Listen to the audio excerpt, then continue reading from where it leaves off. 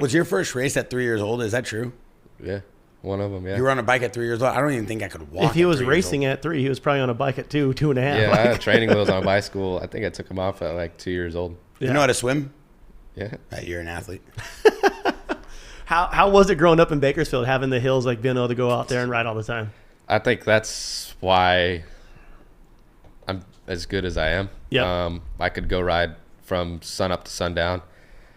I went to school, kindergarten through 3rd grade, and then after that, it was basically game on. Like, I rode the hills all my life, and the skills you learn out there is unmatched. Like, it's crazy. But you can't teach that riding a track. I don't feel like, you know what I mean? That's like what you figure out yourself. And it's funny because when I talk about the hills, I see the smile on your face. It's like you love riding. Well, that's just like home for me. Like, I can go out either in Bakersfield Hills or wherever out here in SoCal. Like, it's just something that I enjoy doing, and I haven't done it in a very long time. But yeah, it's just home, and me, Jet Reynolds, the whole Bakersfield. There was 4 or 5 of us that came from Bakersfield at one point, and yeah, sun up to sundown, and yeah, ride it till it runs out of gas. I feel like that's why I've always been such a big fan of you, because just seeing you as a little kid just out there just ripping the hills all the time with style, like jumping the same stuff that we're doing on 125s and 250s, you know?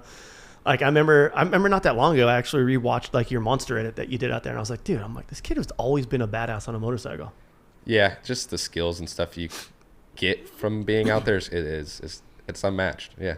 I feel like that's like Southern California's Beaumont for Bacos for you guys. Cause like I remember like watching Scranny out there all the time, Beckering, like all those dudes would always go build the coolest jumps.